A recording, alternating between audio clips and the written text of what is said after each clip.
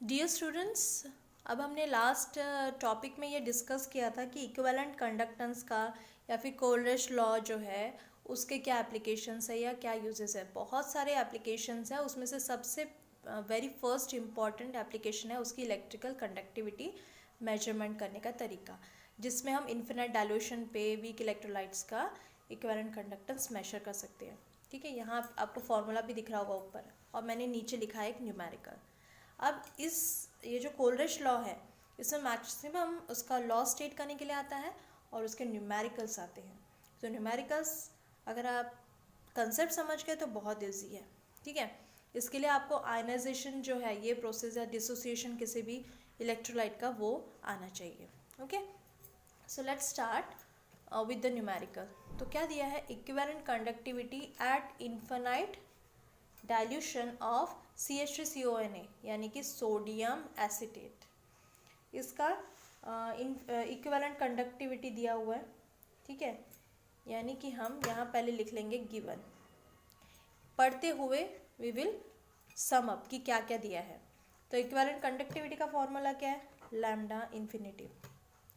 यहाँ इसके नीचे हम लिखेंगे CH3CONA, क्योंकि तीन केमिकल्स के बारे में दिया हुआ है, तो इनको अलग अलग आइडेंटिफाई करने के लिए इन्फिनिटी के बेस पे आप CH3CO यानी यह फॉर्मूला जो भी दिया होगा केमिकल का वो लिखना है। इसकी वैल्यू कितनी दी है, ये देखो यहाँ है R91.0, फिर कॉमा करके HCl है, सेकेंड HCl है, तो 91.0 के बाद सेकेंड कौन है, यानी कि लैम्डा इन्फिनिटी ऑफ HCl लिखोगे, ये कितना है 426.16। तीसरा दिया है NaCl। तो ये सारे इक्विवेलेंट कंडक्टिविटी ये तीनों के दिए हुए हैं। ठीक है, तीसरा है NaCl, उसका भी लिख लो, कितना है 126.4, और इनके यूनिट्स क्या है, मो, यानी कि ओम का इनवर्स।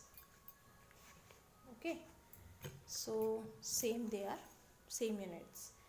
अब यहाँ हमें क्या फाइंड करना है, calculate the equivalent conductance at infinite dilution of CH2COH। अभी हमें तो यहाँ सॉल्ट के बारे में है, एक एसिड है और एक सॉल्ट है फिर से, लेकिन हमें क्या फाइंड करना है, लैम्डा इन्फिनिटी ऑफ CH3COH। तो उसका फॉर्मूला पहले आप लिख लो, इक्विवेलेंट कंडक्टेंस हमें एसिटिक एसिड का निकालना है। ठीक है, अब हम बेसिक जो कोलरिश लॉ है वो यूज़ करेंगे। कोलरिश लॉ क्या कहता है, कोलरिश लॉ कहता है ये कि lambda infinity is equals to lambda C plus, यानी कि ionic conductance of cation plus ionic conductance of anion.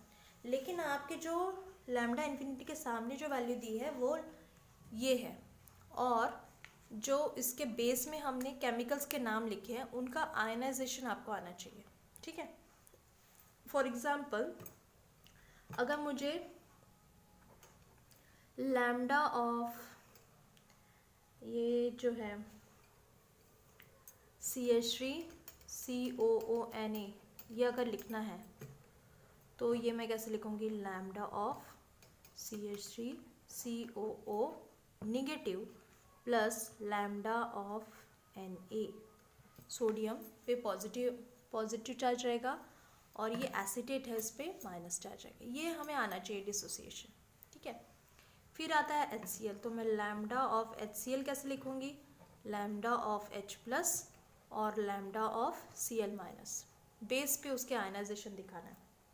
ठीक है, फिर और क्या है यहाँ, लैम्डा ऑफ NaCl, ये आयनिक कंडक्टेंस जो है वो। तो यहाँ लैम्डा ऑफ NaCl क्या है, मैं कैसे लिखूँगी इसे, लैम्डा ऑफ Na प्लस और लैम्डा ऑफ Cl माइनस। अब मुझे इस तरह से इसका फॉर्मूला करना है, मतलब इनको एडिशन सब्ट्रैक्शन, ये जो दिख रहे हैं RHS में, ये LHS है, ये RHS है, इनका फॉर्मुलेशन मुझे इस तरह से करना है कि मेरे पास ये CH3COH आना चाहिए। CH3COH आने के लिए what is the condition, CH3COH का आयनाइजेशन क्या होता है, CH3COO निगेटिव और H प्लस। अब यहाँ सिंपल लॉजिक लगाना है आपको कि मैं ऐसा इन तीनों इक्वेशंस में, यानी कि ये 1 है, ये 2 है, ये मैंने आयनिक कंडक्टेंस जो तीन वैल्यूज़ लिखी हैं उनको मैं किस तरह से ऐड या सब्ट्रैक्ट करूँ कि मुझे ये दो चीज़ें मिलें, यानी कि लैम्डा ऑफ CH3CO निगेटिव और लैम्डा ऑफ H+, इस तरह से मिलना चाहिए। मतलब आपके बाकी चीज़ें कैंसिल होनी चाहिए, यानी कि ये और ये दोनों क्या होने चाहिए, ये दोनों टर्म्स कैंसिल होने चाहिए और आपके पास फिर अपने आप ही ये दो बचेंगे। उसके लिए फिर हम क्या करेंगे, तो उसके लिए एक सिंपल चीज़ हम ये करेंगे कि हम पहले ऐड करेंगे किसको, एडिंग इक्वेशन, किसको ऐड करेंगे, इसको और इसको, एडिंग इक्वेशन 1 और 2। पहले हम इन दोनों को ऐड कर लेते हैं, ठीक है, क्योंकि हमें ये भी चाहिए, CH3CO निगेटिव भी चाहिए और H+ भी चाहिए, मतलब ये दोनों इक्वेशन ऐड होने चाहिए, तभी आपको ये दोनों मिलेगा, है ना। तो अब मैं ये कर लेती हूँ। तो हमें RHS जो साइड है उसकी ज़रूरत नहीं है, we will go for it. Lambda CH3CO negative plus lambda of Na+, ये हो गया इक्वेशन 2, क्या है, plus lambda of H+ plus lambda of Cl-, ठीक है, ये हो गया इनका एडिशन। अब इसमें आपको ये आप दे दो इक्वेशन 4, लेकिन हमारी जो रिक्वायरमेंट है ये जो है ये हमें हटाना है। तो व्हाट आई विल डू, ये जो इक्वेशन 4 है, इक्वेशन 4 को और इक्वेशन 3 को सब्ट्रैक्ट कर देते हैं, सब्ट्रैक्ट इक्वेशन 4 एंड 3, तो क्या बनेगा आपके पास। एक्चुअली बेसिकली अब यहाँ इक्वेशन नहीं है, हम सिर्फ अभी ये लैम्डा को कैसे सेटअप करना है या ये लैम्डा की वैल्यू कैसे निकालनी है वो देख रहे हैं, बट उसके साथ आपको दूसरा काम भी करना है। देखिए यहाँ लैम्डा इन्फिनिटी की वैल्यू ये जो है ये नथिंग बट ये कितनी है 91.0 ये वैल्यू, फिर ये लैम्डा ऑफ HCl कितना दिया है 426.16, ठीक है, ये वैल्यू। तीसरी वैल्यू है NaCl वाली, वो कितनी है 126.4, ठीक है, इनको भी आपको साथ साथ लेना है। तो अभी यहाँ आप इक्वल टू डाल दो, ये मैंने इक्वेशन बनाना कैसे है वो बता दिया। अब इसको आप यहाँ से स्क्वायर ब्रैकेट ले लो ताकि आपको कन्फ्यूजन ना हो। अब मैंने क्या किया, ऐड 1 और 2, मतलब मैंने इक्वेशन 1 को और 2 को क्या किया, ऐड किया।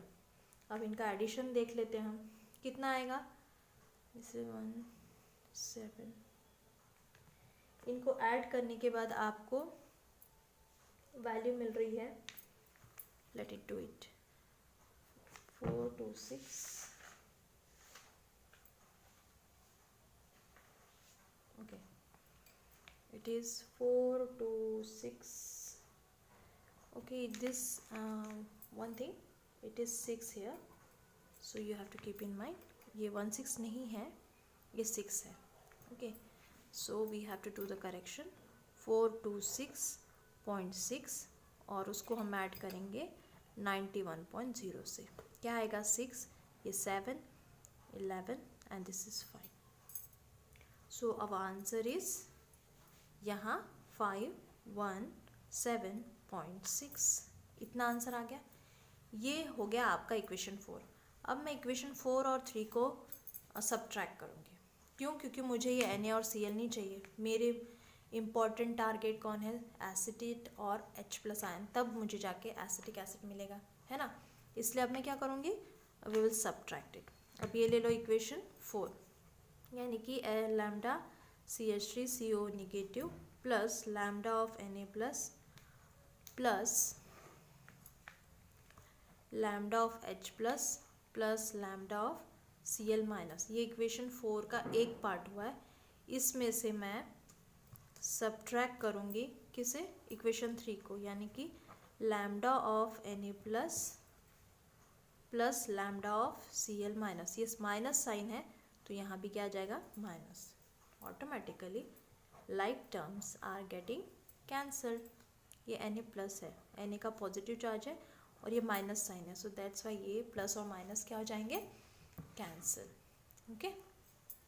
अब आपके पास आपकी जो रिक्वायरमेंट्स थी वो बच गए हैं, ये LHS साइड हो गया, RHS में आपको उसके साथ सब्ट्रैक्शन करना है। आपका जो यहाँ फाइनल आंसर था 517.6 इक्वेशन 4 का, इक्वेशन 4 माइनस 3, तो आपका 3 की वैल्यू कितनी है, -216.4 है ना।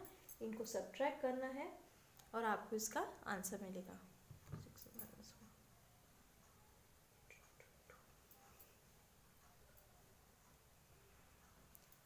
2 1।